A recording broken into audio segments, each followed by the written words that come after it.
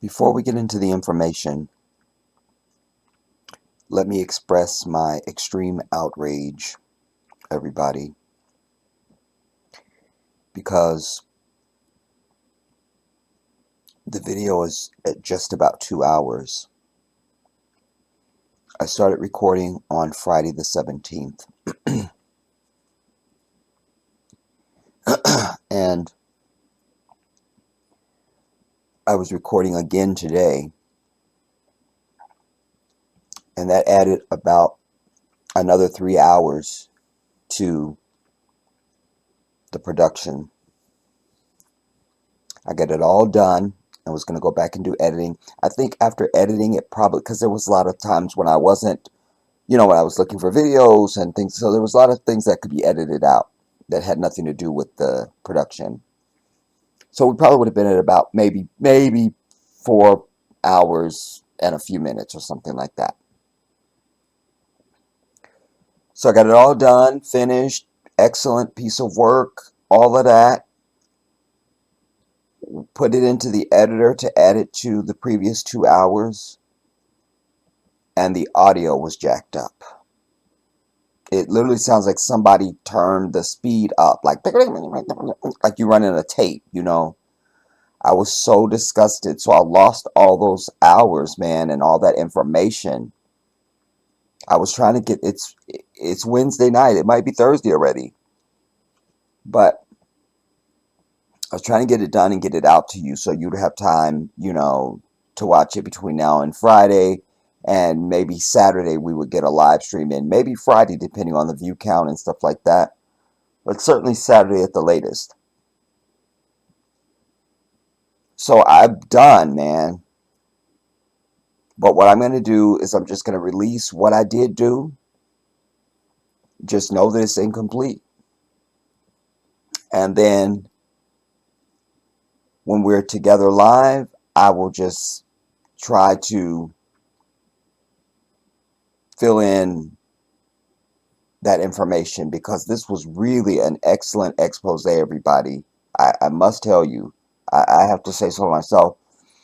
And I was looking forward to watching the other portion back, because, like I said, I don't really absorb my work or know what it is until I am in editing and I'm watching it back, you know.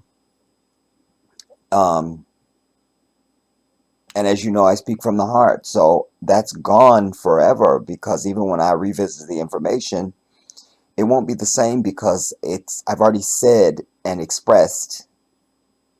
You can't do that again. That's why I never ever repeat. I don't, because I love speaking from my soul. When you see me and hear me, it's right out of me the first time.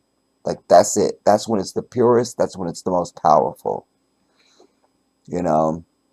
So I only had one or two choices: either just scrap the whole thing, and just whatever. But I'm releasing this portion of it, and just know that it's incomplete. With that, enjoy, and I hope to see you either, like I say, either Friday or Saturday for our live stream. I'll see you then.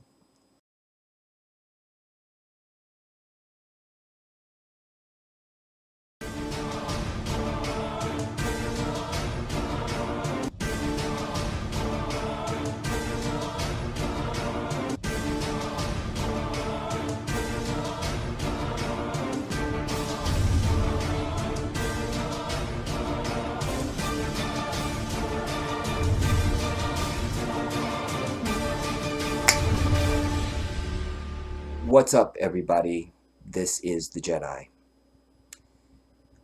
I only didn't do this live because I could be interrupted by an important phone call,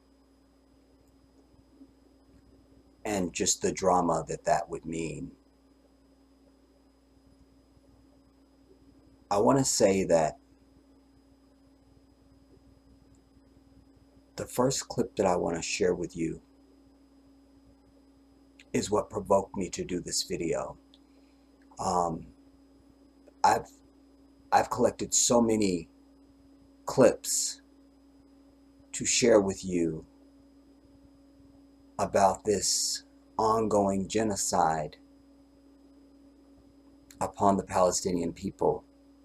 So it's hard to say that one was inspired by one single clip or something like that, you know.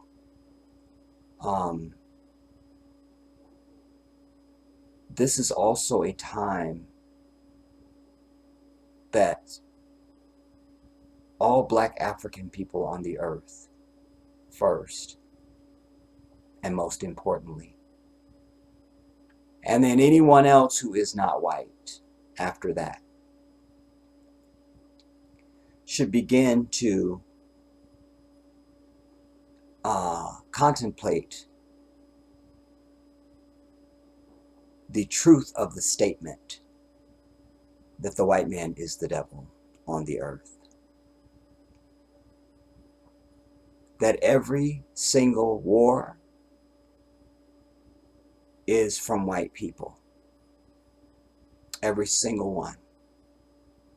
Every single one is from white people. Every ill upon humanity flows from white people. I was speaking to a young Palestinian brother the other day. He's 24. I know that because I asked him, how old are you? That's how I started the conversation with him.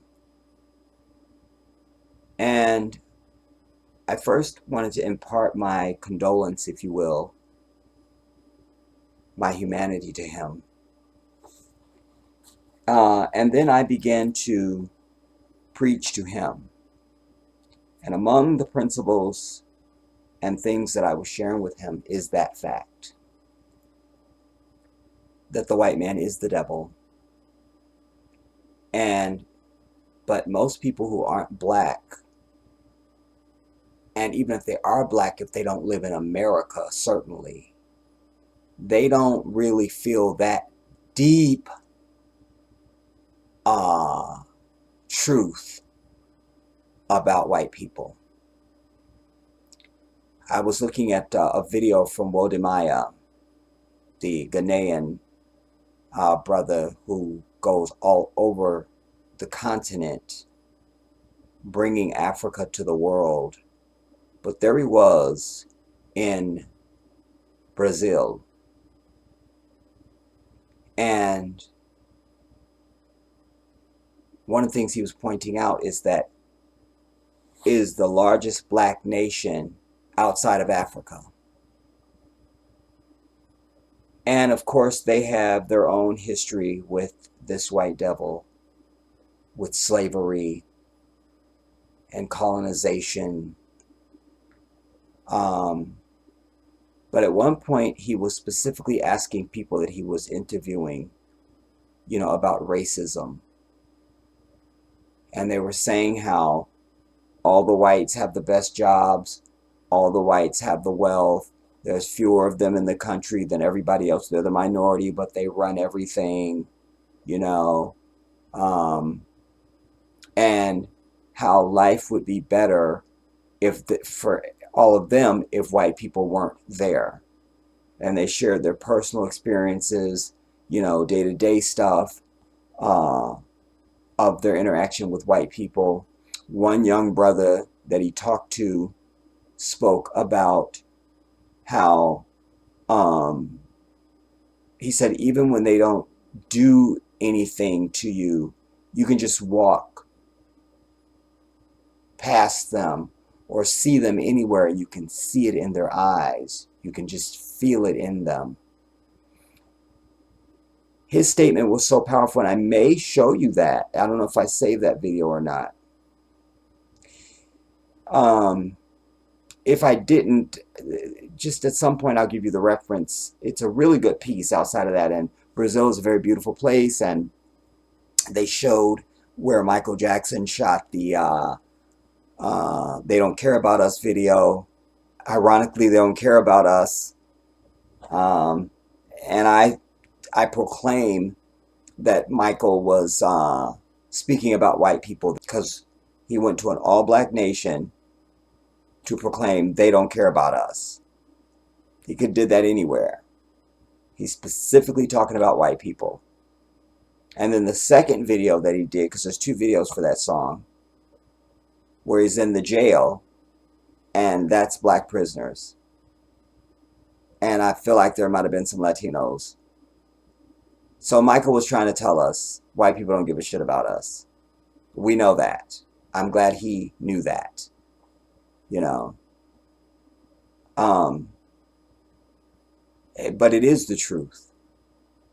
And anyone who has been with me over the years knows it is one of my central themes because it is the truth. I sit here, not at the age of 21, as someone who's lived all over this country. I've worked in all sorts of industry and jobs and corporations and law firms and all of it. And I have seen white people at every expression.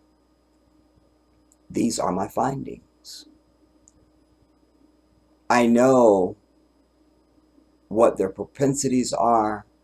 I know what their habits are. And I know what their character is, you know. And alas, we should all know, you know, anytime you live anywhere, do anything, you should know your environment and who's in it, you know.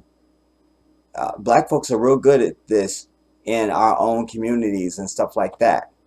Nosy as shit, you know, even where I live, you know, but not just here, all over the country where I've lived, you know, brothers be breaking the neck trying to see you, trying to just see, you know, either want to know if they know you or just identify you, you know, or, you know, it's a whole thing. It's all y'all, many of y'all know what I'm talking about. Like, I don't want to get long on it, but you know what I'm talking about.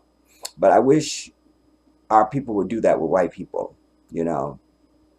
You know, and it's also, you know, anyone who's ever been incarcerated, you know, inmates know everything. You know, they have all the time in the world to sit and do nothing.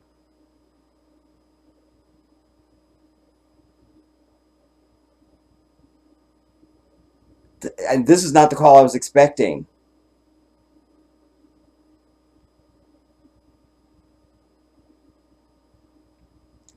Uh, Again, this is why it's good to do a recorded video, because this would really mess up my life right now. And right while I'm in the flow.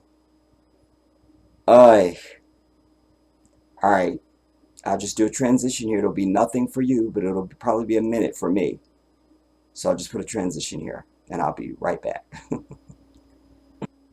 Anyway, so inmates have nothing to do but sit and study each other and you as a corrections officer, you know. And so we're in their prison, so you should know them in and out. And when you don't, then you end up saying that love sees no color.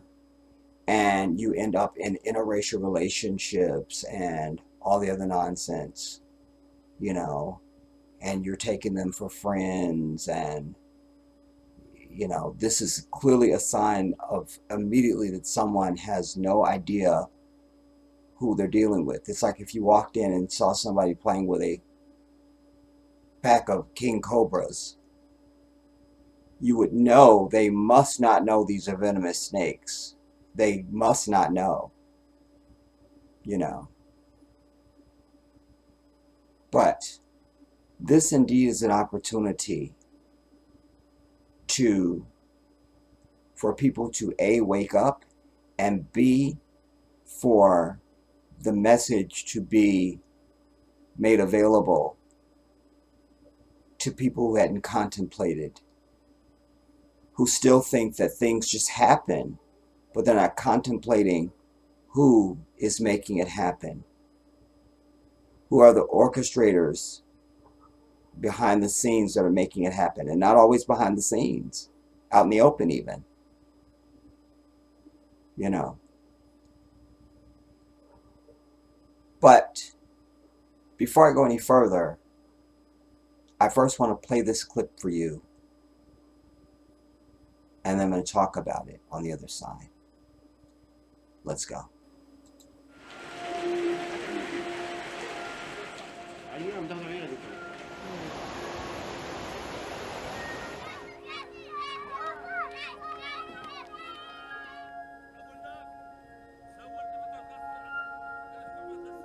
شوفوا هاي غطانا مطر، بننام على المية، بنقوم على المية، ننام واحنا واقفين. مش عدل هذا، يشهد الله مو عدل. الصغار غرقوا، الدنيا تدمرت. الله اكبر يا عالم، يا عالم اطلعونا، يا عالم مشان الله اطلعونا، احنا بني ادمين مش حيوانات. صار في غرفة فيها 80 نفر 90 نفر، بننام فوق بعضنا، الغرفة صغيرة.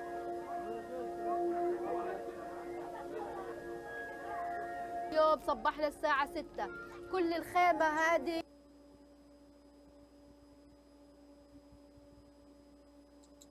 وقعت على ريوسنا والشتاء والأطفال.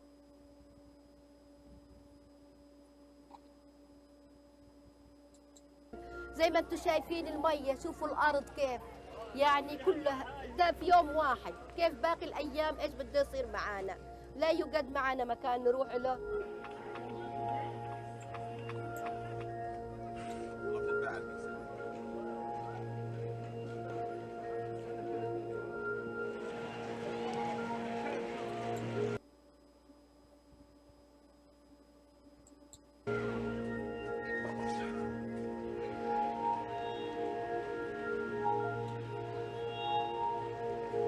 الشتاء كابوس حرفيا، الوضع اللي احنا فيه صار كابوس. كنت زمان احكي يا رب يجي الشتاء وامطار الخير والأراضي بتصير الشجر بيطلع وبصير الثمر أكبر وأجواء كتير بتجنن. بس حرفيا بدعي كل يوم حاليا إنه ما تمطر الدنيا، إنه هنا إحنا في مخيم، في خيم، أشياء كتير، يعني حرفيا ما في لا إشي حامي يحمي المكان اللي إحنا فيه. يعني المطر لما ينزل بنغرق.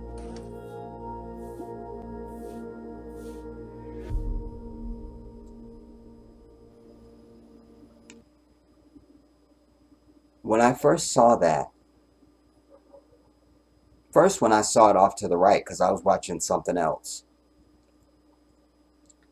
and I saw that it said, you know, rain hits Gaza or something, I just thought, no. And I clicked on it. And as I was watching it through, because as you saw, it's a very short clip, but I'm always contemplating, what does this mean with everything that I'm confronted with in life? You know, what does this mean? What does this mean? What am I supposed to learn from this? What is Allah saying? You know? And so I contemplated that for some time. And then I was given an answer that calmed my heart, really. And I went from what else can happen to thank God this happened. I'll tell you why. Because when the first parts of the answer began to be revealed to me, the universe said to me, go and see if bodies take longer to decay in rain or water. I put in that Google search, and indeed it does. Slows down the decaying process. And I thought, alhamdulillah, yes, Allah is sending the rain for 3 reasons. The first reason that Allah sent the rain is because every video we see, they're digging people out. They're digging people out. And this is all on the Palestinian side. Remember, nothing has happened to these fake-ass Zionists, fake me out Jews. Because remember, they're not Jews. We're not talking about Jews in any of this at all. any of this at all. Jews don't have shit to do with this at all. These are Zionists. You understand? And they are to Judaism what they want you to believe is Hamas. You see, they're in no way connected to Judaism. I don't care how much fake Hebrew they've learned growing up, because they didn't learn that wasn't their natural language. Remember, no white people are Semitic. No white people are from the land of Semites. Doesn't matter when their parents may have moved in modern times and they grew up speaking the language or something like that. We don't have shit to do with that. But before all of that, you got to be black. You got to be an African. So none of these people are the Israelites of Scripture, Quran, and Torah. None of them. But anyways, so we've seen no bodies or buildings damaged or anything on the side of Israel. Everybody has just been taking the word that something happened to Israel. Nothing happened. We don't have any evidence of that at all. And I have to, I'm making sure that I remember to say this every time I speak on this, because people don't realize, wait, yeah, we ain't seen shit. I mean, and really not shit. They showed you some burned out cars. That's it. When they claimed that the music festival, that several hundred people were killed, they showed you people running. You never saw a damaged music festival area. We never even saw a stage. We never saw a music festival. Anything that represented a music festival at all. Never saw it. I didn't think there's even been any artists that were at this so-called music festival that have been interviewed or anything. It didn't happen, everybody. It didn't happen. It did not happen. Fuck Israel and their lies. Then, because the pressure for truth is so strong, they now have manufactured this CNN, of course. They allowed the media in to come and see underneath the hospital. They claim they found underneath the hospital a command bunker from Hamas. Wow. I knew that was a lie the moment I saw it. How'd you know that, Jedi? Because now they've come out with other news organizations that are questioning it, because some things are in the wrong place. Things that, I don't care about any of that. What I saw is at one point the guy went to a board and said, and was reading it. It's in Arabic. He's reading it, saying it says it's the names of Hamas fighters or something like that. But here's where he fucked up. I'm a Muslim. I speak Arabic. I read it. I write it. My very name is Arabic. My whole government name. And I know that, as with all of the Semitic languages, certainly Arabic, we don't read or write from left to right, bitch. We read and write from right to left. Immediately knew that was a lie. Didn't need to see shit else. Didn't need to get into the names. Turns out it's the days of the week. Didn't need it. Didn't need it. Arabic is written and read from right to left, not left to right. Done. Do you understand? But they're showing us all this destruction from Palestine. And then also relating to the hospital, we learned that at one point they called in for people to evacuate the hospital, and as people were coming out, they were shooting them. And there was all these bodies piled up in the courtyard of this hospital. They have been burying bodies and things like that, but, you know, they're killing at such a rate, you can't get all the bodies buried. And there's been much talk of bodies that are just laying out. There's still bodies under rubble. I mean, you know, so we don't really have the full number yet. And I think it's like 12,000 now as I sit.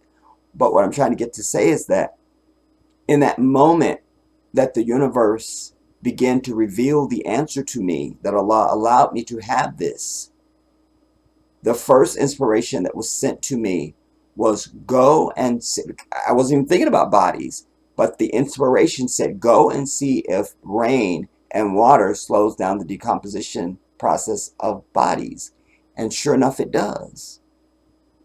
So this is one of the reasons why Allah sent the rain. I'm not going to cry. Allahu Akbar, walillahil hamd. But that's one reason. So Allah sent the rain to slow down the decomposition of the bodies that are still under the rubble and those that will be laying out in the element. That also helps with sanitation and odor and things like that. And it was a lot of rain, as you saw in the video.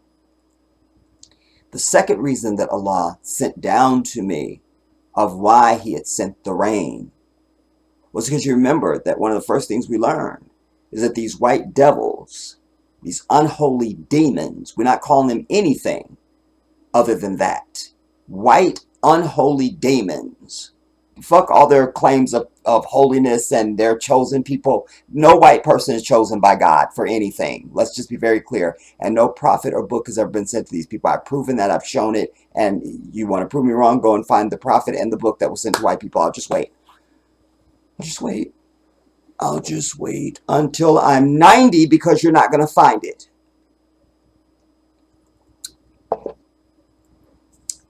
So, you'll remember that one of the things that they did initially was they shut off the water, the electricity, and the fuel.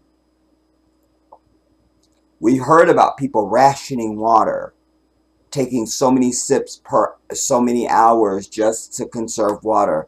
So here Allah was sending the rain in torrent. You understand?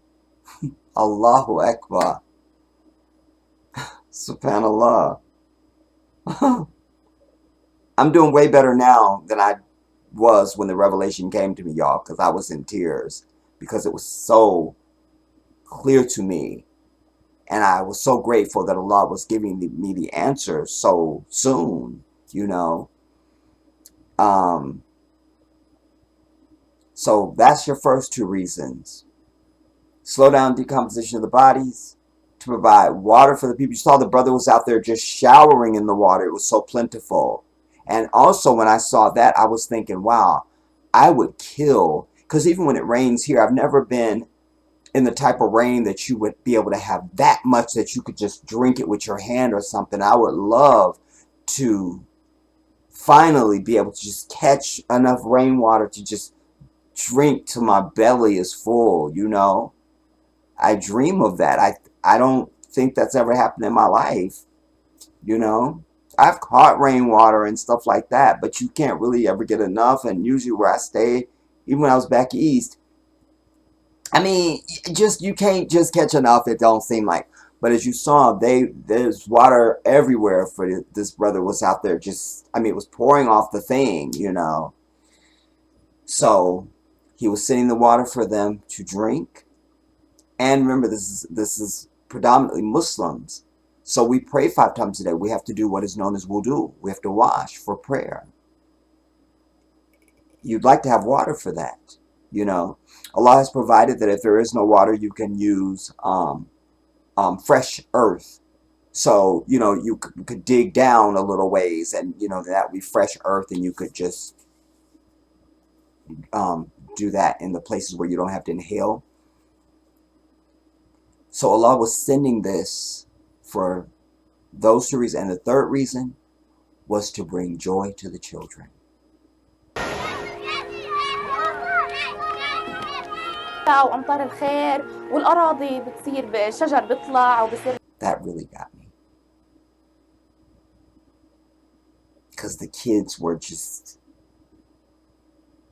loving it, you know, that there was rain and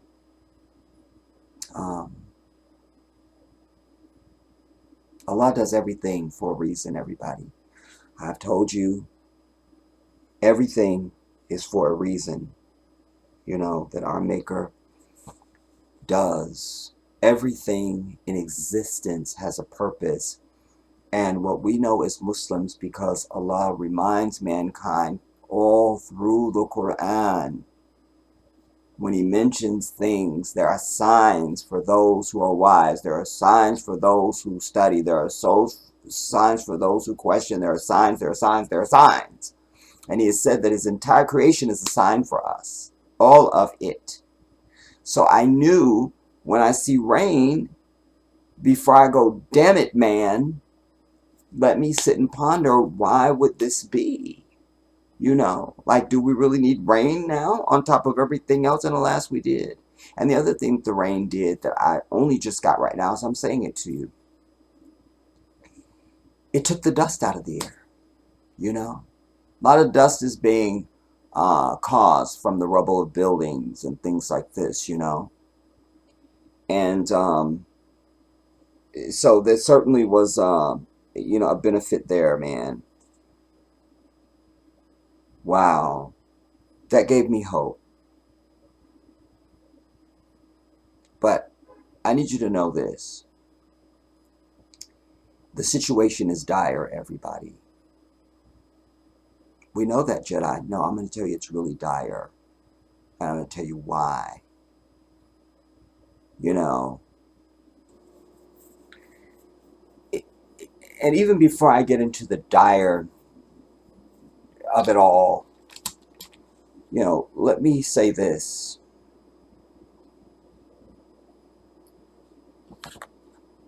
Let me remind you. Hamas is not a terror group, everybody. They are not. You know, white people always want to label you and define you, you see, from the smallest level to the largest level. You're just on your job and you have some name that seems too difficult for their white ass. And they want to know if there's something else they can call you, or they just, even without asking, just assign some nickname to you. Fuck you, you don't define me. You don't. You don't. And yet, they never want to be defined. You see, because when you define them, and just based on the facts, it's all bad. You understand? So is this damn hangnail. But Hamas is not a terror group. Anybody who challenges this white devil throughout history, they villainize you and claim that you are all things bad when they are the worst thing living on planet Earth in existence. I mean that statement.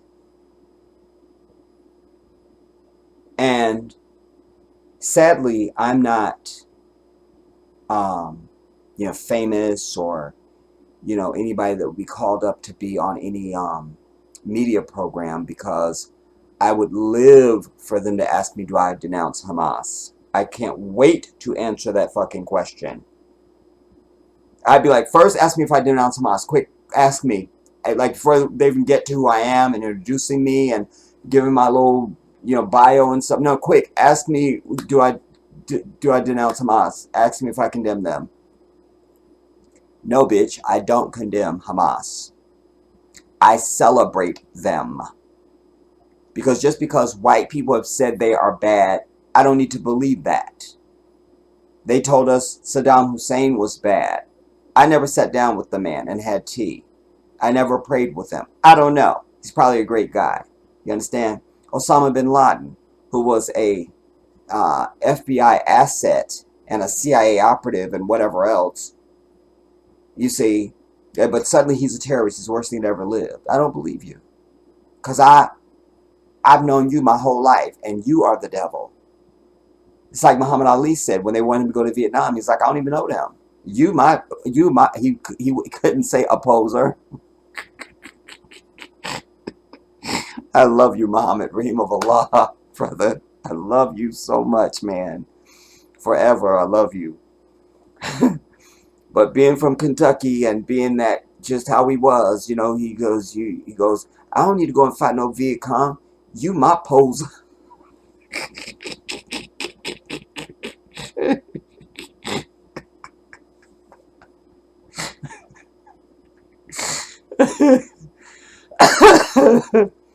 You my poser.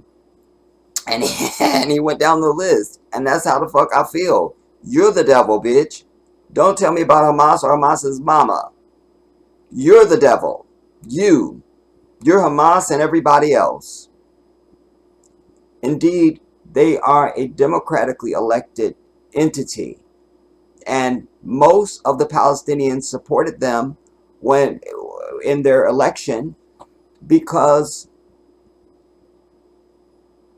everybody except for white people is not violent on the earth. They are the violent savage, the violent murderous. What's the word they love to use now? It'll come to me, inshallah. But they are the murdering, devilish tyrants on the fucking earth. So most everybody else is not inclined to violence except for self-defense. Like, literally, I'm literally under attack right now. Let me do something violent. That's not white people. They start shit. They plot violence. They begin with it, you know, as a way of being. You understand? So, because it had already been many decades that they've been shitting on Palestinians, here you had a party that said, we will hand it to their white ass. Their resistance party. This is the same as if you elected the Black Panther. You understand? Or the Deacons for Defense, or Denmark VZ, or Nat Turner, or somebody. People, or Malcolm X. People who were willing to hand this white devil their shit back in their face and say, bitch, you hit me, I'm gonna fuck you up. Not we gonna just take it. So Hamas is not a terror group. You see? Don't let them murder you and then tell you how you're supposed to speak about it. We're not doing that. We're not doing that. You see? So Hamas is necessary. Because if you look at the history of the fucking Gaza, you'll see how over the years it's been coming like a little fucking dot. Every time they're supposed to sign some other peace accord and stop with the settlements, and they claim they do, but again, white people are fork-tongued devils. They never keep their word. They're not trustworthy for anything. You don't trust they motherfucking ass no further. You could spit at their ass. You understand?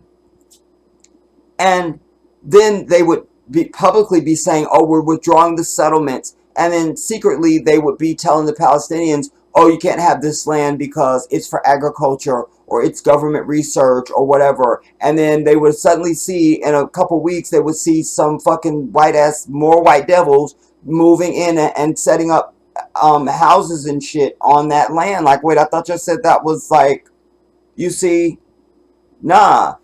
And here's another reason why Hamas will never die, because how many hundreds of faces of young children have I seen and looked in their eyes, pausing video just so I could look into their eyes, trying to burn their images into my soul forever, that by some supernatural way they would feel my empathy, my love, and my care some way, somehow, you know? But how many of these faces have I seen that they just lost their parents, or their whole entire fucking family, everybody they knew, in one clip is gone? They have every right, and inshallah they will have the hatred for these fucking people for the eternity, and always want their fucking blood to flow in rivers. It's on for life, bitch. It's on for life. It's on for life. I'm not a Palestinian. I don't live in Palestine. I'm not even an Arab. But goddammit, I'm motherfucking Hamas in this bitch. You understand? Because if I was there, I would be fucking trying to attack their bitch ass every goddamn day. You're not going to just set up shop and have us in literally an open air concentration camp controlling every fucking thing they do. You understand? They don't have visas. They don't have passports. They can't go anywhere. They can't do anything. Everything that comes in and out of Gaza is controlled, even them. You could be having a baby and literally then the soldiers can just fuck with you at will. That's why the police here are much like them. because they train American police. Because Palestine is also a study laboratory of how you can get rid of non-white people, how to treat them, how to do everything. You see? How to just, that's why they go to that, where we've seen video where police just seem like they're not even fucking human. Just not even human. Doing something heinous. They're learning that shit from these motherfucking devils. Not that but they're devils too. You understand? But they're just getting, you understand, they're sharing the training.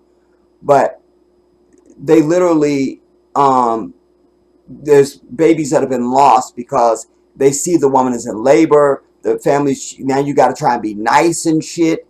And they purposely play little games and hold you up and like, you know, they see your ID, and they like literally something that would take maybe 10 minutes have been like 2 or 3 hours. They've held them up. That's just one lousy example I'm giving you. There are many thousands. Do you understand? Yes, Israel needs to fucking be wiped off the fucking map, and every white devil in that bitch needs to go. Don't give me October 7th, bitch, because white people also, I've taught you this over the years, they always want to say when, because they always want to start at the point of any story that absolves them of their fucking evil. You see? And when they can't do that, they just want to just all be forgotten about and go away. That's why they're trying to tell us to forget. We want fucking reparations till I fucking die, bitch. We want it. You understand? If anybody should have been storming capitals and holding people hostage, it should have been us. Many decades before any of us were born. Saying, pay us our shit or nobody's gonna live in this bitch. It's time for the people of the earth who are not these dragons to start running roughshod over these fucking people. I don't give a fuck whether it's in goddamn it Israel, it's wherever it is on the earth, at your job, in your, just whatever. White people have got to be shut the fuck down because they are the purveyors of all evil on the planet. How dare, and by the way, anybody that you have in your life, I don't give a fuck if it's your family, a co-worker, a boss, it doesn't matter. Anybody that wants to try and qualify the murder of 12,000 innocent people should be hospitalized. And not because they were ill. You understand? There's no excuse for that shit. They just reveal their savage identity. That's all that is. You're just revealing who the fuck we know you are already. The devil. The devil. That's it. You are the devil. And then you have in this country, and by the way, anybody in Sound of My Voice who has heard me and you've taken your bitch ass to Starbucks, you should die a very slow and horrible death choking on your own blood. You knowingly support any fucking company that is with Israel, you deserve a horrible death. You do. No more Big Macs or Happy Meals in this bitch. Because we know McDonald's supports their bitch ass. I don't have a full list. I think I had one at one point. I feel like I must have had one because I just saw on my channel yesterday or earlier today a video I did 4 years ago where it was like Israel bulldozing Palestinian homes. That's from 4 years ago. But they want you to believe, and that's just 4 years ago. I mean, we could find shit from any year, but they want you to believe that everything began on October 7th and it was unprovoked. That they were just all so holy and did nothing wrong, and oh my God, we were attacked. No, bitch.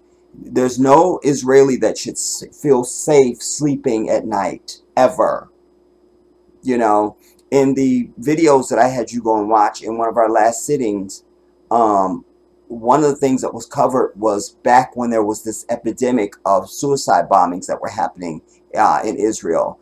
Those need to come back, inshallah. Because they're using fear. You know, they literally go into Palestinian homes in the middle of the night. You know, there's, let me see if I can find some of my video, y'all. Because I need to back up the shit I'm telling you. You know. But they even have where they go into Palestinian homes all hours of the night and just get the whole family up for no reason and search them. And this particular ex-IDF soldier is saying how the whole philosophy was to always let them feel like the neck of Israel, the boot of Israel is on their neck. That they never feel safe. They never feel, at ease, for lack of a better word, you see. So I'm just saying, give back to them the shit that they doing. Like I'm a big believer, do unto others as they do unto you. Fuck all that as you would have them shit. Because they came up with that shit. Eye for an eye, bitch. Eye for an eye. And eye for an eye. And eye for an eye. You understand?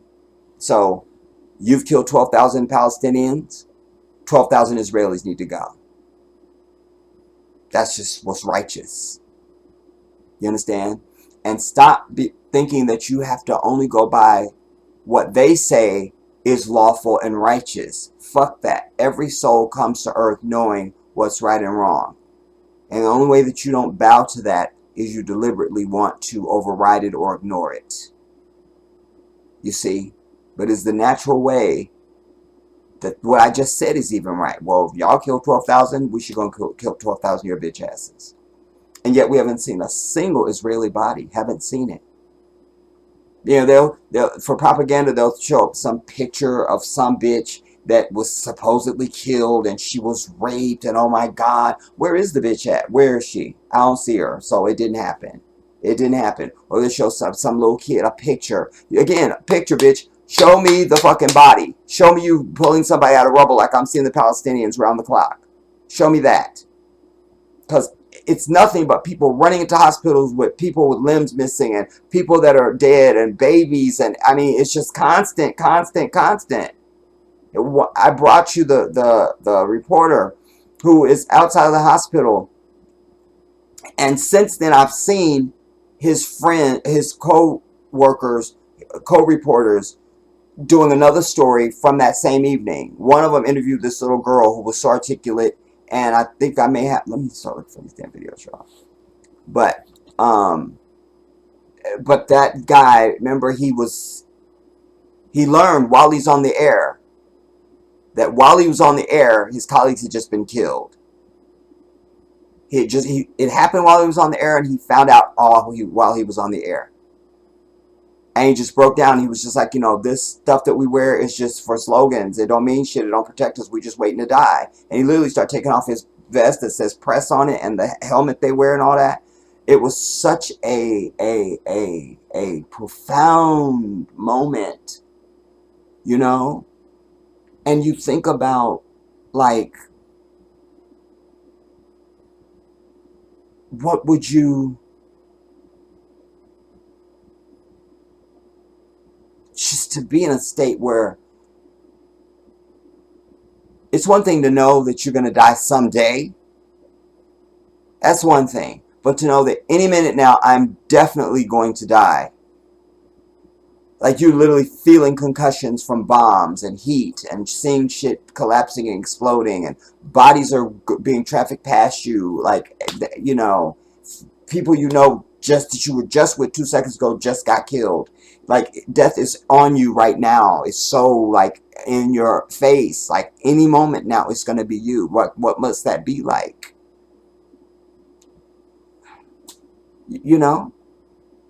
So, they will never get rid of Hamas because those children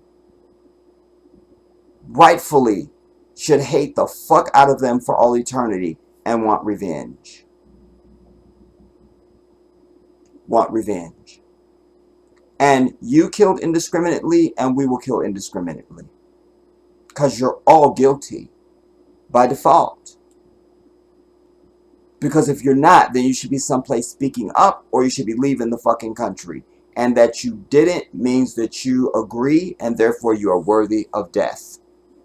Period. That's what's real. Don't tell me shit. Right.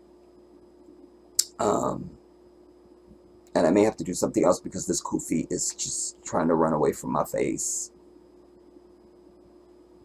Um,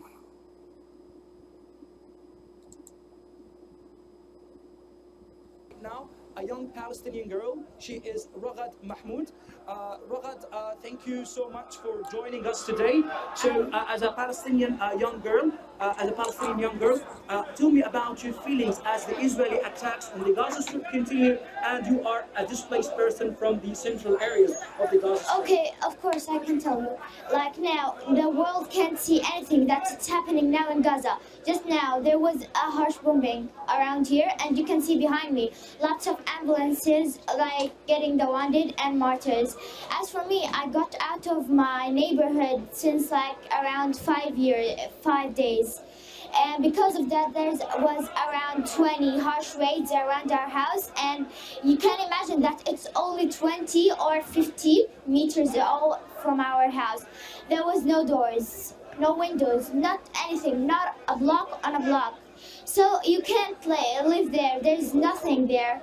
You can't have your life. And since I was living there, I had many memories there. So you can't. Okay, and what is your message to the world? What would you like to tell the world about that? I would like to tell them that I lived in Indonesia and Malaysia around 6 years, and I lived there my life. I did go to entertainment places, I went to restaurants, I went to everything. But here you can't have your actually can't have your peace because like you are under an Israeli aggression. You can't have anything. I lived there around 6 years, and I also had my life. I also that the land is for these people. But as for us, we have only one city or two. Okay, thank you so much, Ragad, for your vulnerable time. Thank you so much. I don't know a lot of American kids that age that could be that expressive, thorough, descriptive, have such a grasp of real time what's happening in her young life. And it was a girl, you know. That is also significant, you know, because girls are smarter than boys. And I mean, you saw her. I'll take orders from her. Whatever she says, I'll do it, you know. Very impressive young woman. I'll call her a young woman, you know.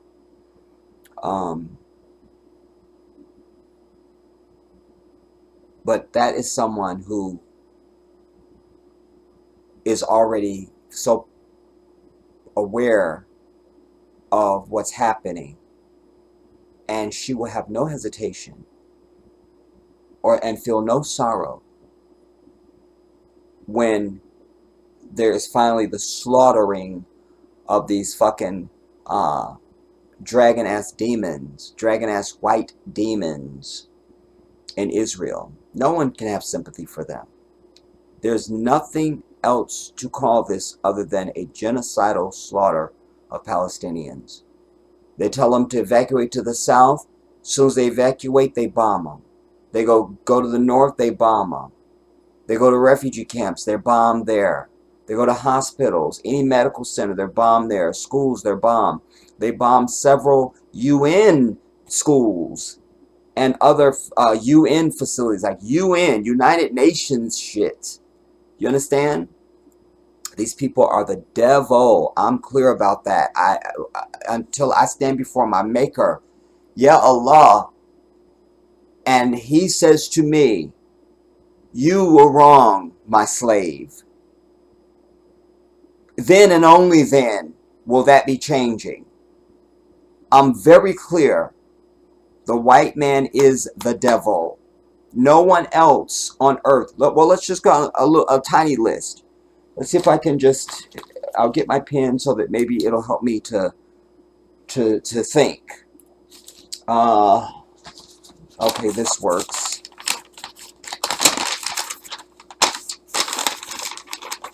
Let's look at, we'll just name some things and then we'll go down the list and talk about them. World War I. Well, World War I. World War II. This country, America,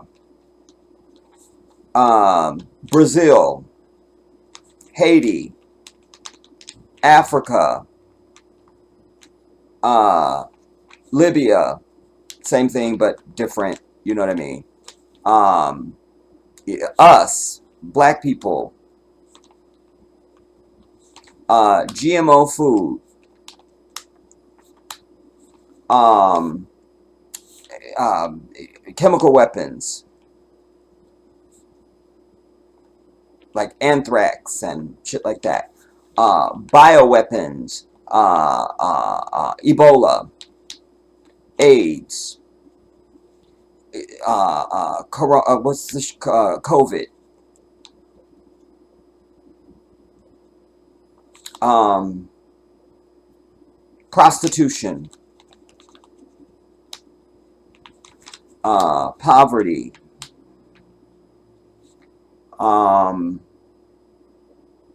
classism,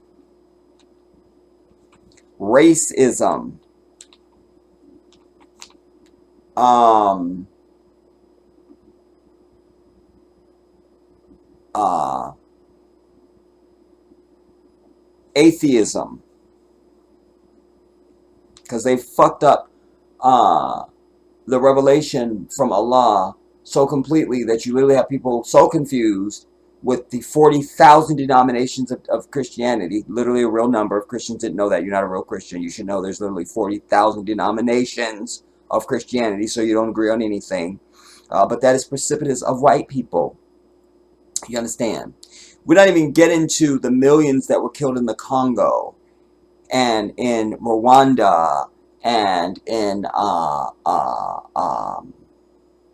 Uganda and you know, untold numbers of Africans, because they install chaos and they tell you that, well, ISIS is there. Think about it. Why would there need to be terrorism in Africa? There wouldn't need this incense. Why would there need to be terrorism in Africa? There wouldn't need to be. If you're terrorizing a place, you're there for something, or you're an enemy of somebody. Africa don't have no enemies. Africa don't start shit with nobody. So you have no enemies. And the white corporations and governments and countries are the ones thieving the resources out of the country and setting up puppet governments and leaving the countries with nothing that would be wealthy beyond any country on earth. Every country in Africa would be Dubai, would make Dubai look like a thrift store, quite frankly. Even in Burkina Faso, everybody, or in Niger, no, in Burkina Faso, where uh, uh, Ibrahim Traore took, that I told you guys about on my other channel, Jedi Africa. Do you understand that in just was it 3 months or something like that, 3 or 6 months, something like that? Literally, it went from being the poorest country to being one of the fourth fastest growing economies on earth. Once they kicked the white devil out, France, get the fuck out. You understand? Stop giving them uranium. Stop with the gold and all the shit. You understand? Suddenly, one of the fourth largest, fastest growing economies in the world, not just in Africa, in the world. You understand? White people gotta go. Gotta go. And if they can't be eradicated or exterminated in some sort of way, then people need to just not have shit to do with them. Don't allow them to be a part of anything that you do. Don't do business with them. Don't do anything with them. Don't allow them to be part of shit. Because when you allow them, you just take away from what you can do, and they end up trying to run everything. South Africa, same thing. There's fewer of them there than everybody else. They're a very extreme minority, yet they run everything. They don't tell you what to do. You're not even African. Why are you here? You see? Because they're the only people that have a vicious nature. And until the rest of humanity joins that nature and fights fire with fire, that's how they take over. They take advantage of the piety and the goodness of humanity, because they're not human. I suggest they are the jinn. You understand? I say they're the devil, but I also have to accept that that they're created by God. There I said it.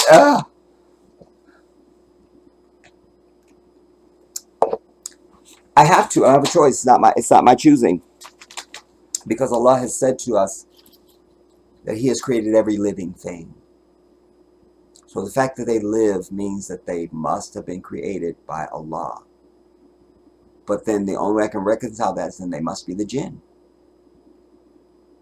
who are evil. And they were the civilization of beings that Allah created before He created mankind. That makes it work for me. That makes it work. They're the jinn. They're evil. They're demonic. You understand? They are the ones who immediately incline to violence in any situation while telling the rest of humanity to not be violent. That's why I've said to you, don't join this gun control bullshit. You need every gun you can get your hand on. If you get your hand on a fucking rocket launcher and a tank, bitch, you get it. You understand? The worst thing on earth you could do is be disarmed. That's the worst and dumbest fucking thing you could ever do, is be disarmed. It's one of the ways that we were brought into slavery, because we didn't have guns. We fought like a motherfucker, trust and believe. You understand? But they had cannons and they had guns. You see? And so they seek to do that now. That's why even to this day, the headquarters of all white devilry is right here. And who has the most nuclear weapons of anybody on the planet? This fucking headquarters of evil. While telling everybody else, nuclear is not the way and you can't have it and we have to stop this person from getting a nuclear weapon. They're visiting their own evil on everybody else. Just because they know what they would do and do in any situation, they expect you're going to do the same thing. Not understanding that nobody on earth is like their evil ass. Nobody. Nobody. You understand? This is the roach that needs to be stomped, everybody. This is the roach that needs to be stomped. It is. It is.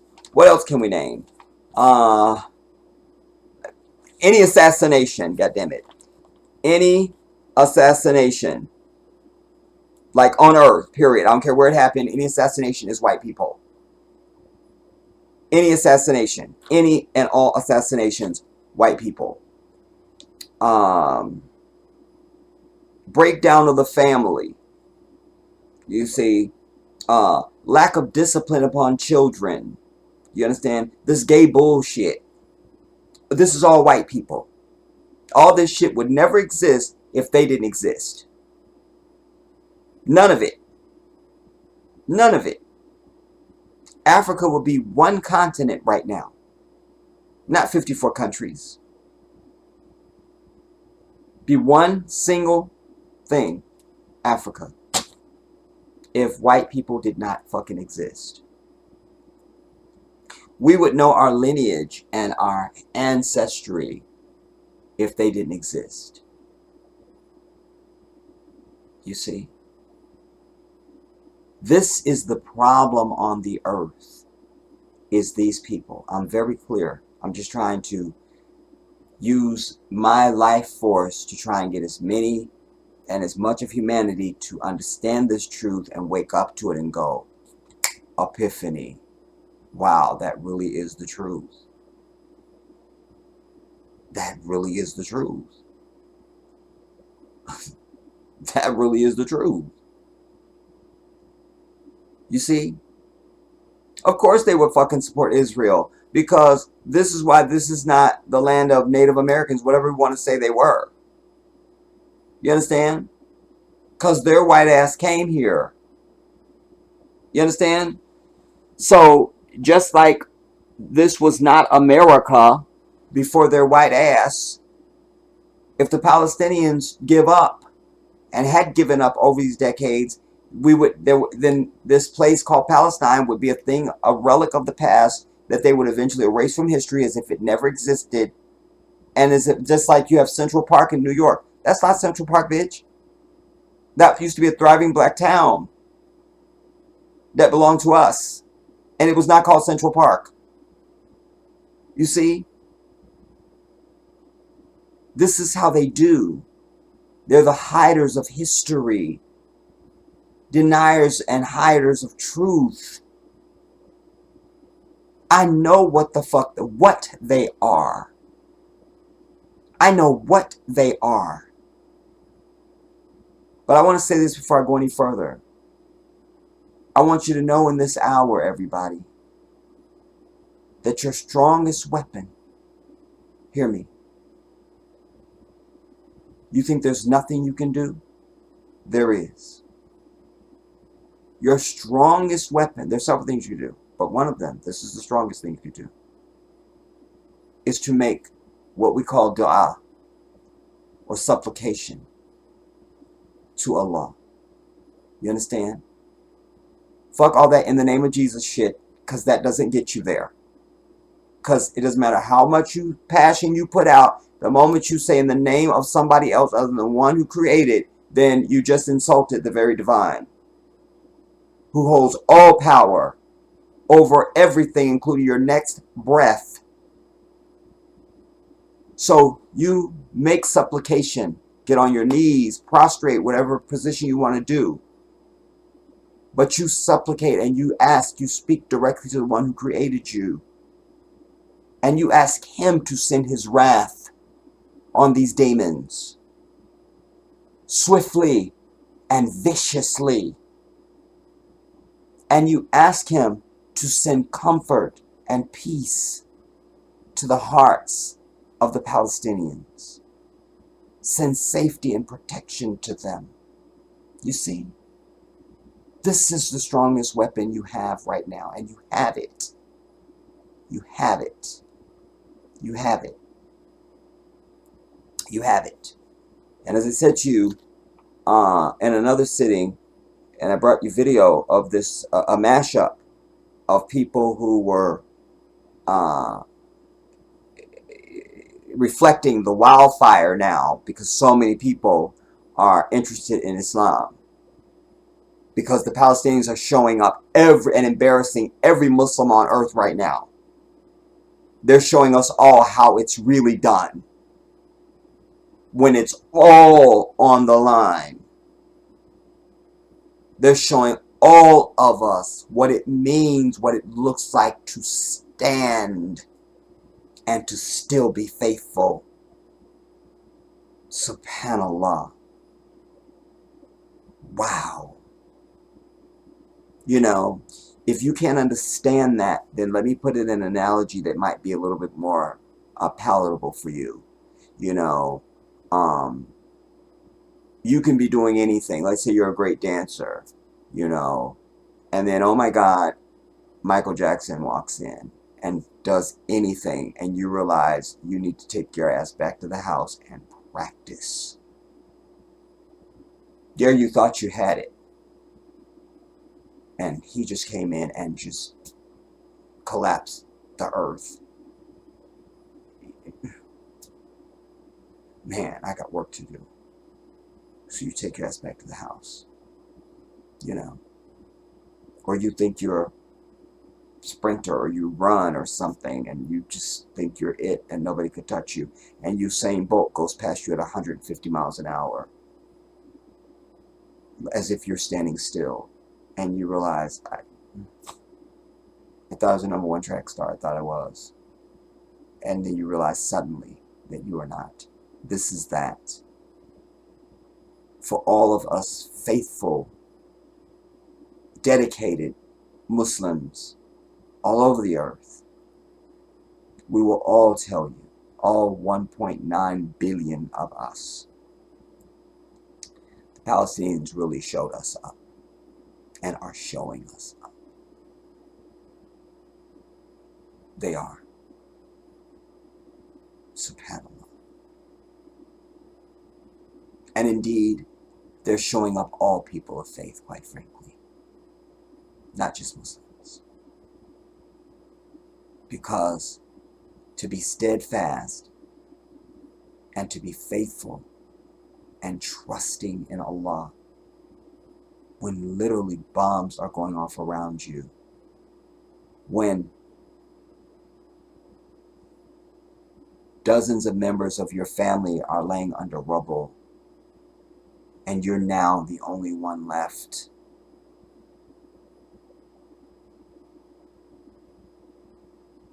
I don't have that.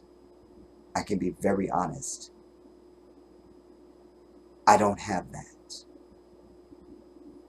Because I'm only looking for a fucking rocket launcher, a nuclear device, a hand grenade, something. A baseball bat in this bitch. Anything. And I'm going to take revenge. That will be my life mission. That's it. That's it. Revenge. And no, there can't be a damn two-state solution. There can't be any state solution. Because, and by the way, the president of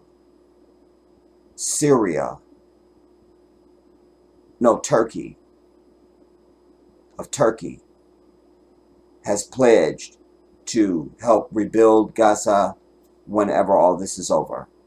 Like whatever it takes is the language that he said. To rebuild hospitals, rebuild schools, rebuild, And what I proclaim to you is there can't be a two-state solution or any state solution, because if I lived in Gaza, you wouldn't be able to live there ever again. Because from this moment until I get you, I'm only plotting your fucking death and my revenge. That's it. So you can't live there. You understand? And now you can't live here because you're not going to be safe. Because there's no end to Hamas now, because the Hamas that you claim you're after is actually an elected group that are not terrorists. You understand? And indeed, even if they weren't elected, anybody in Gaza articulating any violence upon Israel is a resistance fighter. You understand? Not a terrorist. The only terrorist is fucking Israel. You terrorized by bringing your white ass there, and your first act was to exterminate 750,000 people. They don't want to talk about that. They want to talk about the little 300 or 1,500. To me, it's 2 at this point. It was nobody, quite frankly. On October 7th. No, bitch. Let's go back to the 750,000 Palestinians. That's how you made your entrance into goddamn Palestine. 750,000, bitch. 750,000. So don't give me your 1,500 now. Don't do it. I'm not interested. I don't give a fuck. I don't. And I don't believe you. Because you've shown no evidence of any destruction or any death on your part. And every day they're claiming they're still firing rockets into Israel. Well, where's the evidence of that? Well, show me. Show me. Show me. Show me. You haven't. Because it doesn't exist. If they had anything, that's all they would be showing on TV. They would be looping that shit. It would just be non-stop, non-commercial, just fucking Israel to your fucking death. That's it. So in this hour, you got to be strong, everybody. No, we do not fucking condemn Hamas because they are a resistance against a fucking satanic devil. You understand? We wish for the destruction of fucking Israel. Yes. Yes. Especially now. After this extermination of at least 12,000 Palestinians, half of that number at least is babies and children. Let me pull up this picture. Nah, I'm not in the business of having sympathy for people that don't fucking like me. You understand? Or anybody that commits evil on the earth. I don't got no sympathy for your ass, and I wish the worst on your bitch ass. You and the fat bitch that gave birth to you. I'm very consistent.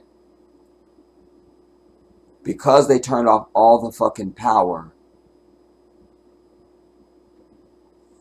You have babies, Palestinian babies in incubators that are dying. You have doctors who have talked about how many cesarean sections they had to do because the mothers were killed. But the babies were still, they had to do the cesarean section to get the babies out of them. And in this first picture, these are all babies that were in the ICU, that were in incubators. And I think I have another one where they're foil, because the doctor was saying the foil and then them being together helps to try and keep their temperature, because he goes, because if we can't keep the temperature at a certain thing, then they'll die immediately, But I'm trusting Allah that won't happen, because Allah has said to us that He has said to mankind that any life that Allah sends to the earth that is meant to live, there's nothing that can frustrate that. Nothing. And just like Allah sent the rain, He can send His mercy on these babies and make anything happen where it turns out that in spite of the temperature, they survive. I know that to be true. I just know it. Let me see if I have this other one. Okay, this isn't the one either. I thought I had where you could actually see the foil. You see there's some other babies back over here in the back area here. There's not a fucking thing that anybody can tell me about fucking Israel. You understand? And remember, I remind you, Orthodox Jews don't have shit. They don't even recognize the state of Israel. It's against Judaism. It's against Judaic law for there to even be a Jewish state. Go talk to Orthodox Jews, real people who call themselves Jews, who follow the law, and they will tell you exactly what the Jedi is proclaiming. You understand? So don't feel like you're being anti-Semitic, you're against the Jews. These people are not Jews, everybody. They are demonic devils, demonic white devils, white savage devils. Do you understand? That's all they are. Nothing less, nothing more. And I saw something else when I was trying to find this second picture. Just looking for the foil. I saw this. I don't remember what this is. If I were an Arab leader, I would never sign an agreement with Israel. It is normal. We have taken their country. It is true. God promised it to us. But how could that interest them? Our God is not theirs. There has been anti-Semitism. The Nazis, Hitler, Auschwitz. But was that their fault? They see but one thing. We have come and stolen their country. Why would they accept that? And this is from David Ben-Gurion, found the Israeli state. Excerpt from The Jewish Paradox by Noam Goldman. You see? And this dude is the fucking devil. He sounds like the devil. He looks like the devil. He is the devil. And I saw somebody being interviewed. I feel like it was maybe a Christian pastor or something who was at some function sometime ago, and this asshole was there. And he said he didn't meet him, but he was standing right close to him, and he looked into his eyes, and it was just cold. It was just nothing there. Just nothing. Just evil. You understand? And he felt some type of way. But the same with Biden's bitch ass. Hopefully he'll fall down instead of tripping up the fucking stairs, which has never been done in the history of stairs. Instead of his bitch ass tripping up the stairs, we need him just fall down the entire fucking flight of Air Force One stairs. Maybe that will happen, inshallah. Inshallah. Inshallah. Inshallah. And it all ends right there on the tarmac. Well, there was Biden. God love him. I wanted to bring you some more pieces, things that I sourced. Because I don't want to assume that everybody has seen what I've seen, you know, and maybe some people only watching this in spurts, or, you know, I don't know. But things that stand out to me, I want to be sure to bring that, because I want you to have the full context, because you need to be furious. That's where you need to be. First, we're going to see this chick, because the truth is everything. And I feel like some news organizations are trying to turn now. I think I have the clip, Joy Reid's bitch ass, who I cannot stand at fucking all. But I did learn she has a black husband, so at least there's that. At least there's that. And as I always tell you, it doesn't matter how much the fuck we hate somebody or anything. If there's truth that comes out of that, we accept that truth, while still hating the fuck out of them and wishing death upon them and everything else. You understand? Truth. Truth. Truth. Truth. Truth. It must be paramount. It must be. It must be. And you must love it more than you love food or water or breathing. You must. It must be paramount to you. You understand? Because when it is, this is how you speak. This is how you do anything in life. Because the only thing that matters to me in life is the truth and what's right. Everything else and everybody else be damned. Everything else. Everything. So, I want to show this one first, because in a sea of lick Israel's ass and they have the right to defend themselves, and if I hear that phrase one more time, I will probably self-combust. But I don't know what country this is. It just says journalist Rachel Shabby says Israel's self-defense shouldn't come at the expense of another people. But she wasn't afraid. And I don't care who you are, what you do. One of the ways you get my ultimate respect, like the ultimate highest honor I could bestow on another human being from myself, is when you are willing to put yourself in harm's way to do what's right. Don't give me, I'm retired and now I'm going to say some shit. No, say that shit when your job is at stake, or your very life. That's when you do the shit. You understand? That's what greatness is made of. Muhammad Ali, he could have bitched out when they were going to take his entire boxing career, and oh my God, and you can't. Fuck y'all. I'm not going to your fucking Vietnam War, bitch. You my poser. What? What? What? And he took the slings and arrows.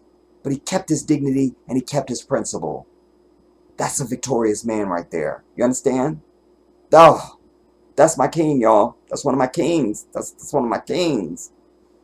That's one of my kings. And unlike Malcolm, because I wasn't on earth when Malcolm was alive, but I got a chance to meet Muhammad Ali when I was very young. Allahu Akbar. I pray I never forget that, you know. You always hear people say, I'll never forget. Don't say that. Always say, I pray I'll never forget. Or say, may Allah always allow me to remember. Because all knowledge is with Allah at all times, everybody. You don't know anything, not even your name. Somebody says, what's your name? And you just recite it. You think you knew it. You didn't know it. You only know it because Allah allowed you to know it. Proof of this is such thing as Alzheimer's and dementia, bitch. People don't even know their own damn kids, what day it is, or who they are themselves. So let's be very careful about thinking we own knowledge and information. You don't. You don't know anything at all. You're an empty vessel. Because All understanding, knowledge, and knowing is with Allah. And any of it is being allowed to you at any moment. So this is what makes her victorious for me and a hero, because she's putting it on the People line. of Gaza that were providing water and power. But are you saying that there should be an actual ceasefire now? I'm not saying. I mean, my personal view is that we cannot have a ceasefire. But now that's the punk bitch right there. All right, that's the punk bitch right there. This one right here with the red hair, we'll just call it. I'm not saying it's a ceasefire, because that's one thing that you got to say. Israel has the right to defend itself. Hamas is a terrorist, and no ceasefire. You see, fuck her, the hook-nosed, crane-ass, bird-ass bitch. You see. So she's the punk bitch, but that's fine. We're going to get to the... People of Gaza that were providing water and power. But are you saying that there should be an actual ceasefire now? I'm not saying. I mean... I'm not saying that. I'm not... My personal view is that... My personal view is that we cannot have a ceasefire. Because I'm a fucking weak-ass bitch. We cannot have... But your girl with the stripes on the shirt is about to liberate us all with the truth. So shut up, Jedi. Shut up. Saying that there should be an actual ceasefire now. I'm not saying. I mean, my personal view is personal. We cannot have a ceasefire, but it's in some ways academic, because what we say here is not going to have any bearing on the course of this conflict. But I think that's where we've got it wrong, actually. I think that's where we've got it wrong, actually. And I'll shut up and you got to hear the whole thing. I won't say a word while she speaks. I promise. Go. I think that the only way this conflict the only way we're going to get a ceasefire is from international pressure. There's no way that Israel's going to do it on its own. And by the way, none of this started on the 7th of October, which was despicable. It was horrifying. It was a spectacle of violence that was designed to shock. But it didn't happen then. We have decade upon decade of green lights given to Israel, which has serially violated international law, not just in terms of the occupation, which is violent every day, not just in terms of the illegal settlements, which are expanding in the occupied West Bank and East Jerusalem, but every single war has been an wholesale, indiscriminate attack on civilian life, whether that's Lebanon in 82, whether that's the crushing of the two intifadas, whether it's the repeated wars on Gaza in which thousands of people have died, whether it's the illegal blockade on Gaza, whether it's the illegal separation wall in the West Bank.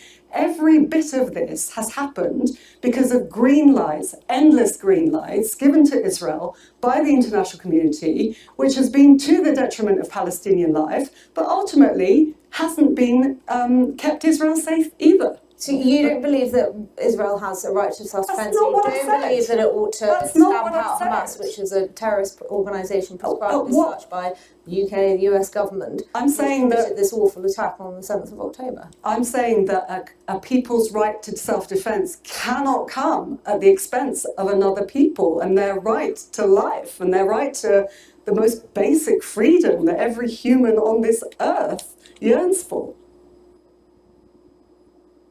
And you see, the weak bitch, anything we say here isn't going to have any consequence anyway, so, and I don't believe there should be a ceasefire.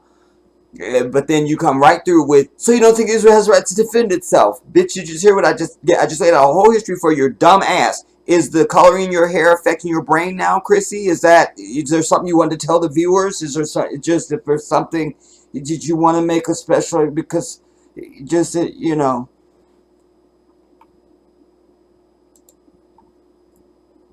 And they sit up there with their arrogance while babies are dying.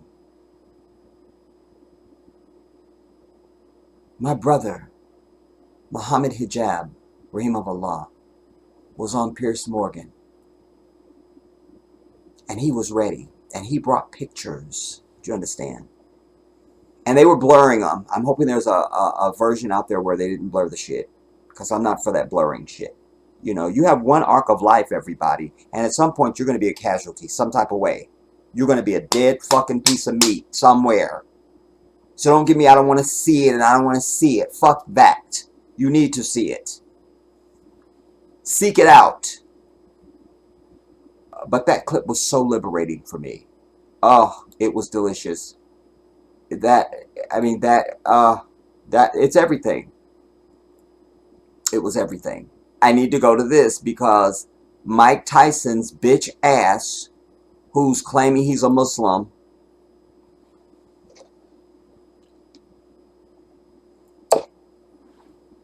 throw ice at me. I had known about this story. But there he was, cozied up at a pro-IDF fundraiser. Take your dumb fat... Is he here? All right, make sure the doors are locked. All right, double bolt. All right, with the anti-tank shield. All right. Yeah, fuck Mike Tyson. All right, I said it. You're sure it's locked? You're sure? Okay. I mean, I could take him. It's nothing. I'm not even... I mean, it's not even about Mike Tyson. I'm not afraid of him. So that's not even... I mean, that's nothing. That's nothing.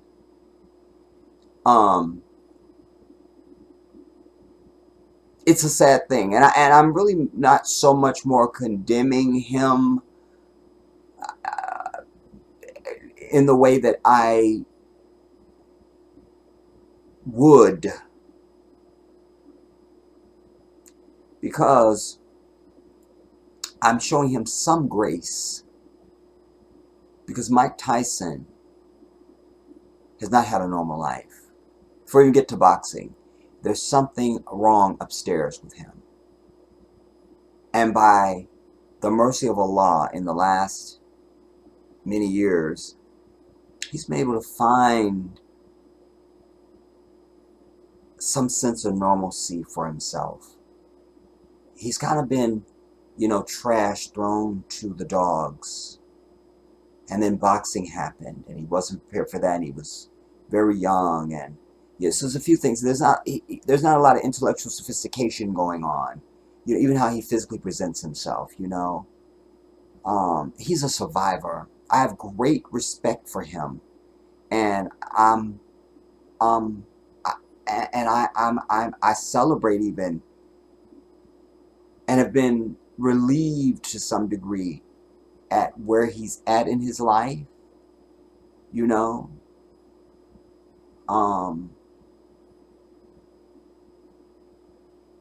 And I think that if he didn't know, which that's not true because my brother's going to prove it, then that maybe there was some pressure. And I could see him not being sophisticated enough to know how to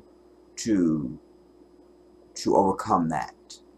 Because even his trainer, Customato, I'm sure if I look back someplace, I'm going to find he's a fucking Zionist someplace, or some fake-ass Jew, some type of way, you know, who was like a father to him. He gets very emotional when he talks about him, even to this day, and all that stuff. And maybe they associate... I mean, I could see him being manipulated. He's an easily manipulated man, you know, Mike Tyson.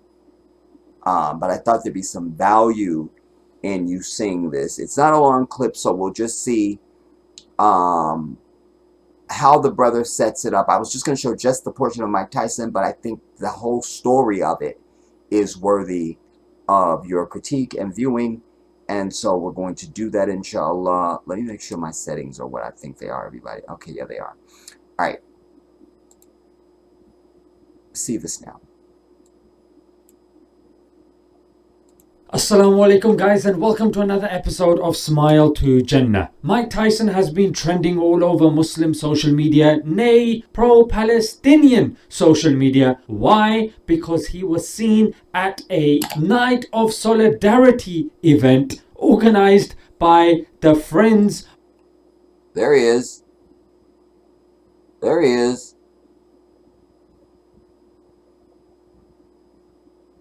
Of the IDF. The IDF is the Israeli army. Yes, the same Israeli army that has killed over 12,000 Palestinians since October the 7th this year. And it was reported that the event that Mike Tyson attended, they raised over $10 million for the Israeli army to commit international war crimes and a genocide. So now it makes sense, yeah, why people would be furious. You don't have to be a Muslim to be furious at this. You just have to have a heart. You just have to have a conscience. If you can't say anything productive and constructive about the whole Palestine issue, then with all due respect, shut your mouth, innit? Yeah, at least don't make the situation worse. And especially when it comes to raising money for our brothers and sisters to die. And then he released a statement on his Instagram, and here's what he said. I want to clarify the recent portrayal of an event I attended, invited for a casual evening out by a friend, like you do. Hey, you want to come to an Israeli event? We're raising money for the IDF, killing your brothers and sisters. I was unaware of the arranged fundraiser. Oh, you were unaware? Okay, we'll get to that. And no donations were made by me or on my behalf. You being there is enough for people to go, yo, Mike Tyson, I'm going to stay longer at this event. And you know what? Hopefully I'll get a picture with him at the end. Let me donate something because he's watching. And then his friends are going to be more open with letting me kind of hang out with him. As a Muslim, okay, and human, okay, I support peace. Which peace? Can you clarify? My prayers have been and continue to be with my brothers and sisters. No mention about Palestine. No mention about condemning the event that he was at. What a poor response. And him saying that he wasn't aware. Here's a picture, mate. This is from November 2017. And get this, he was reportedly at the same event. Coming back to this event, he can be seen. For those people that are saying maybe he left the event, maybe this, maybe that. He was seen sitting comfortably when they'd raised $9 million for the IDF. Look, $9 million on the screen, and there he is, sitting there relaxing and coaching. If that's not all, here's a picture that he's taken with a few of his buddies, and on the back is the American flag with giant writing that says IDF, Israel Defense Force. I mean, how dopey do you have to be? Imagine sitting there and they've raised $9 million already. I'm sure the word Israel or army or something along those lines came up. You can't be that dopey that you don't know what's going on, mate. Yeah, we refuse to believe and accept that. It's not good enough. And that's why I said, look, you don't have to be a Muslim. Even though he says he's Muslim, being Muslim comes with responsibilities. And I would assume that one of those responsibilities is not supporting the committing of international war crimes and a genocide. I don't think there's any difference of opinion about that, you know what I mean? And secondly, I'm seriously doubting the powers of your observation. Certain brothers are like, oh, he's released the statement, mate. He said he did it. No. Oh, okay, I'll take your word for it, mate. Nonsense. Yeah, and you know what, mashallah, I was happy that because the Muslims seem to be more engaged and mobilized now with the Palestine issue than ever. And I think that's all we need, because I just really wanted you to see the initial report and and then the receipt part of it. Like, after he issues his statement, but then we have receipts that's not true, Mike.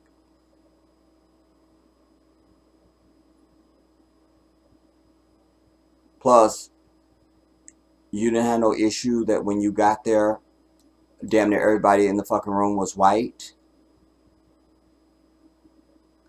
It's no place I'm gonna be where I walk in and I don't see me. I don't need to be there. I'm immediately not there. I don't know how these sellout ass black people do that shit. I don't know how you do that. I don't know how you do that. I don't know how you do that. I don't. I just don't know how you do that. I don't know how you do that.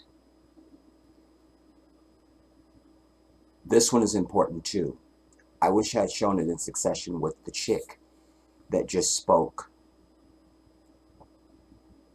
so truthfully. But this guy you will recognize, I think it's Ali Sheedy or Ali something. I don't know what his name is. He's from MSNBC. And this was also very shocking. Clear, Israel has a right to, because it's literally now. You see the way that their whole thing is so touchy That's the way it should be for us, everybody. But people are stepping on our fucking suffrage and denying it and fuck you all day, all the time. They act like we're the biggest Holocaust, ongoing Holocaust that's ever happened in the history of humanity. But you're supposed to talk in hushed tones when you talk about these fucking fake ass people. We're not doing that. We're not. We're not. And if you're beholden to anything on this earth and not thinking about being beholden to answering to your Lord on the great day, you got work to do. You got work to do. You've got work to do. Don't sacrifice your hereafter for temporary gain or comfort in this life. Don't do it. Because you will lose. Know that. So the guy is MSNBC, and can't remember his name. You'll recognize him. But he was suspended, bitch, because he dared to say the following. One thing clear, Israel has a right to exist and to defend itself. Wait. One thing clear, Israel has a right to exist and to defend itself. That is an indisputable fact. But so do Palestinians. And right there. That right there. You're fired. That right there. That's a suspension or a firing. Right there. But so do Palestinians. That's it. Because you're not allowed to show them any humanity or grace at fucking all. You see, according to these reptilian white devils. One thing clear. I'll shut up and let you hear the entire report. One thing clear, Israel has a right to exist and to defend itself. That is an indisputable fact. But so do Palestinians. And that's a fact that's often ignored. Palestinians are, at best, third-class citizens in the nation of their birth. The idea that it's even remotely controversial to call what Israel has imposed on Palestinians a form of apartheid is laughable. One look at a current map of Israel, Gaza, and the occupied territories conjures up only one other example: apartheid-era South Africa. The Israeli government, on an ongoing basis, declares parcels of land on which Palestinians live to be either of military or archaeological importance, causing residents to be evicted. Sometimes there's a court case, and almost always the Palestinians lose. Yet months or weeks later, that same important land suddenly becomes home to a brand new Israeli settlement. As more and more Jewish settlers take over land on which Arabs live, the occupied West Bank becomes de facto more Israeli and, in the explicit hopes of the Israeli government, more Jewish. This is a long-standing attempt and a deliberate attempt to force Arabs who have lived in that land, sometimes for hundreds of years, out. It's an attempt to dilute their presence, because to have Arabs as full participants is, in the opinion of the Israeli government and their courts, diluting Israel. Just prior to the pandemic, I toured many of the contested areas and homes from which Arabs are being pushed out, both in Israel proper and in the occupied territories. Palestinians don't control the important parts of their lives. Palestinian families are refused permits to build or renovate their homes. When they connect their homes to the municipal water supply, Israeli soldiers sometimes cut the pipes. When they attempt to harness solar energy because their homes are not on the grid, Israeli soldiers literally come and remove solar panels from their homes. I spent an hour and a half traveling alongside an elderly Palestinian woman who was being transferred between 3 ambulances from Gaza to the no man's land in between and then into Israel to get cancer treatment. 3 ambulances over the course of 1 mile, more than an hour to cross the border. That's how Gazans live. Without medical treatment because Israel prevents it. Without electricity much of the time because Israel prevents it. Without the ability to fish in the Mediterranean Ocean because Israel prevents it. Without an airport or a seaport because Israel prevents it. Like Israelis, Palestinians also have a right to exist and to defend themselves. But there is no one willing to help them do that. Not the Israeli courts and not the U.S. government. What the U.S. also shares with Israel is the belief that Hamas, the political party that governs Gaza, is a terrorist organization that calls for the destruction of Israel. Hamas is supported by the majority of Palestinians in Gaza. Hamas may not be in the best long-term interests of the Gazans, but peace hasn't really worked out for them. Faced with an Israeli government which pens them into what has been called the world's largest open-air prison, they have chosen a government that most of us wouldn't prefer, one that is not given to negotiation and moderation and respect for its neighbor. Israel needs a new approach to the Palestinians, and America needs a new approach to Israel. After more than 7 decades of not just being deprived of land from which they were evicted, Palestinian frustration runs deep. It may be worth going deeper than what you may hear inside your bubble and understanding the depth to which the Palestinian people are subject to apartheid in their own land, deprived of basic necessities, and subject to relentless civil rights violations. This is not a secret. It's out there for you to see. You just have to look for it. Bingo. I mean, I'm sure those Zionists ran from their offices quickly and said, get him off the air. Do it now. How dare you say Palestinians have a right to defend themselves? Ugh. You see? They're that murderous. They're that demonous. You know? And we're seeing this happen now, slowly but surely. I want to see if I have the Joy Reid clip. Bitch. Hope she does. Anyways, Sometimes in this journalism business, it is hard to get the words exactly right, particularly in a situation that is complex and layered, which evokes so much deep emotion and conflict, and where people's lives are literally at stake. And given how brittle the feelings are, to the point where many Americans are afraid to say anything at all, we should be able to agree on a few fundamentals. First, that it is wrong to kill children. Whether they are Israeli children or Palestinian children, it is wrong to kill kids in a concert field or in a kibbutz or in a hospital. In fact, it is morally repugnant. If we can't agree on that, then we can't be friends. We should also agree that anti-Semitism is wrong, full stop, period.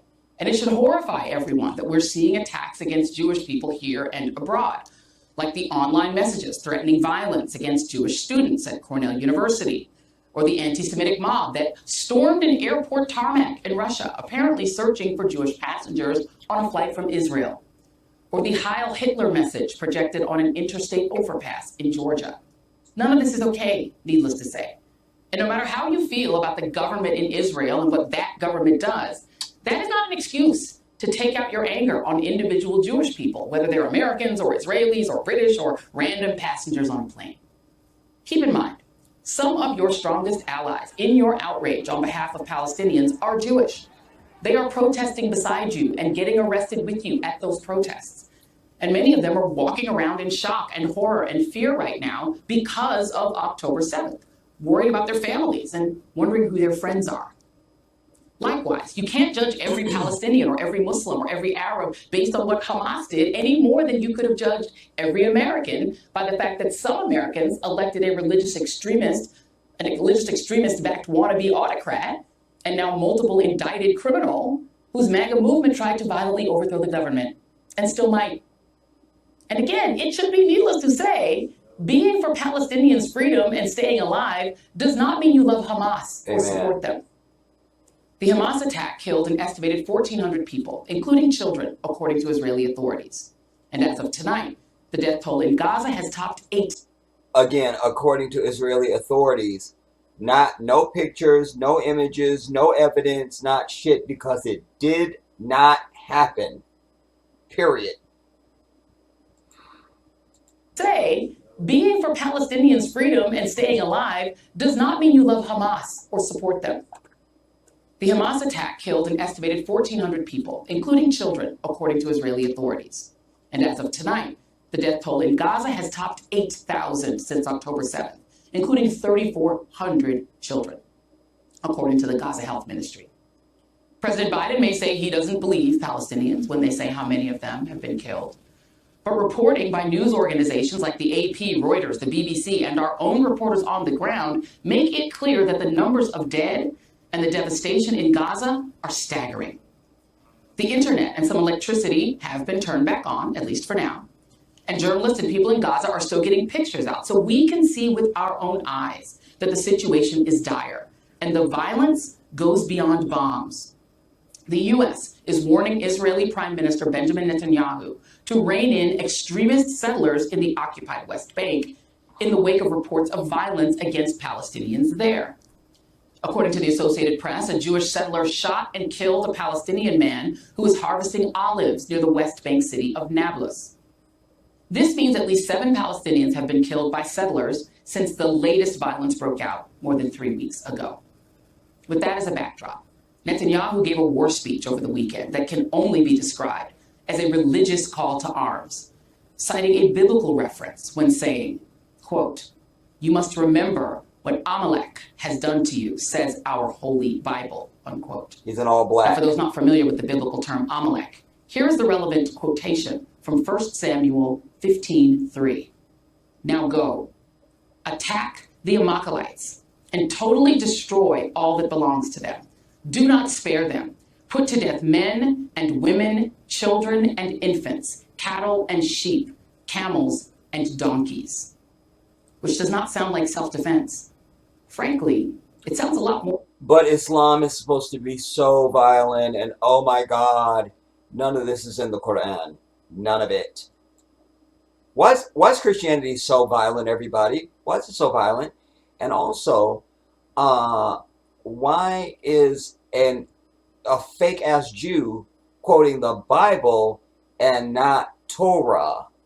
Not understanding. But we'll just go on. It's fine.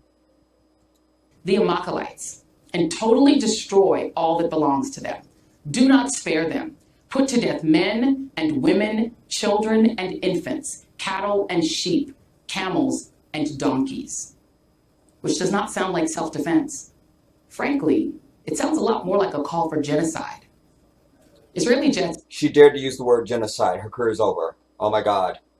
Oh my God. Look for headline, I predict Joy Reid fired from MSNBC. Watch. Cattle and sheep, camels and donkeys. Which does not sound like self-defense. Frankly, it sounds a lot more like a call for genocide. Israeli jets have bombarded not just northern Gaza, but southern Gaza too, despite Israeli officials calling on the 2 million displaced Palestinians to flee south. And given these bombings are being done using our tax dollars, perhaps we should ask some questions.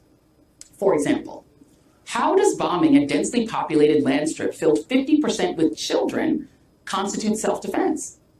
How does bombing hospitals, churches, mosques, and UN schools constitute self-defense? Well, you say if Hamas fighters are hiding in the hospital using the civilians as human shields, okay, let's say they are. Are you arguing that flattening the hospital and killing newborns in their incubators and their moms in the NICU, cancer patients, someone with a broken leg, the doctors, nurses, and just the women and kids hiding in the hospital, that's not a war crime? Because you would be wrong, according to international law. Well, why don't the people in Gaza just turn over Hamas militants to the Israelis? Okay, how do you propose they do that? Hamas is the de facto government in Gaza, and they're the ones with the guns. The leaders of Hamas aren't even in Gaza, and if they were, if you were a teenager living in an open-air prison, getting bombed day and night by, let's say, Mexico, and Mexican police kicked in the door and raided your house anytime they wanted and turned off the water and cut off your food, what are you going to do? Side with them?